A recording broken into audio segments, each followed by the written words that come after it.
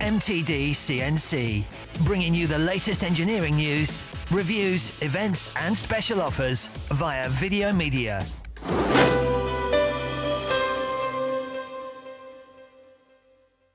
So Mark, why did the company opt for the Nakamura NTJ machine? We've got the machine mainly to reduce on multiple operations, so we can get parts off the machine in one operation as opposed to multiple handling. And have you achieved that? Yeah, definitely. We've reduced some jobs from sort of 5 and 6 ops down, so they're coming off complete through the bar feeder. And with that being the case, it's not just the fact you're doing less operations. Is there any other benefits to it as well? Yeah, there's many benefits. The parts obviously come off complete. We have no handling at all. We also have the parts catcher that takes them off the side, so we literally have to load them straight into the box without any handling at all. So when it comes to operator intervention, there is always a risk with that, isn't there, on the finished component being compromised? You don't get that with this machine. Generally not. It takes all the error out of, or potentially out of the part. Is there like a cycle time that you could? We're going to have a look at some parts in a minute, but could you quantify it? Maybe say that a previous part might have taken 25 minutes in production, and now it only takes 6. Is there anything like that that you could tell us? Yeah, we've got a few parts here we could do. We have firstly this part. This was a 4-op part. It now comes off complete, and this has saved us around sort of 11-12 minutes total cycle time per part, and it obviously comes off complete now. And that, I mean, what's the quantity of that you're doing? At the moment we're doing around 500 or 600 off batches at the moment, and we do that 2 or 3 times a year. So 500 or 600 times 11, that's a huge saving. Yeah, it's a huge saving to us, definitely. Would I be right in saying that actually with this machine it's not always about batch machining as well? The lower the volume, sometimes the more the benefit?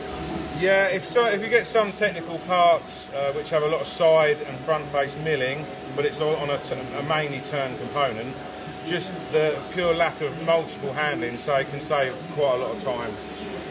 And if I was to question, as some people do, well, it's a turning centre, so why, is it right for milling? Have you got plenty of power in the milling?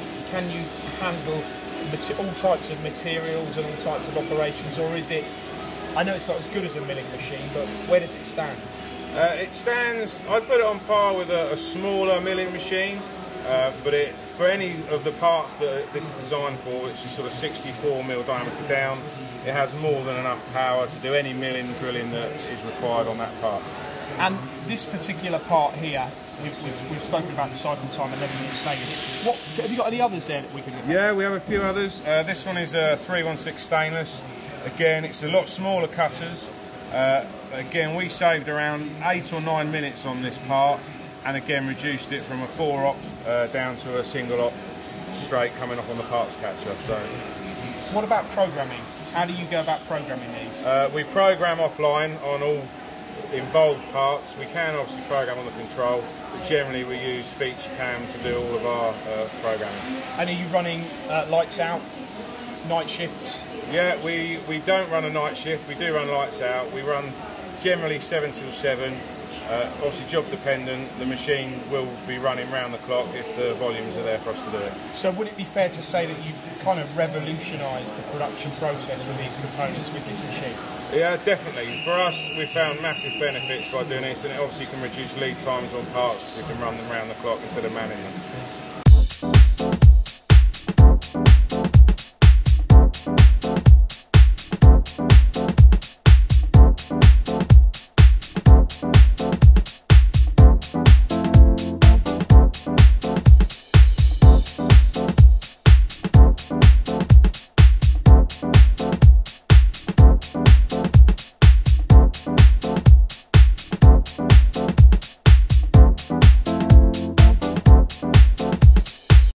For more videos, products and news, go to mtdcnc.com or follow MTD Online on Twitter.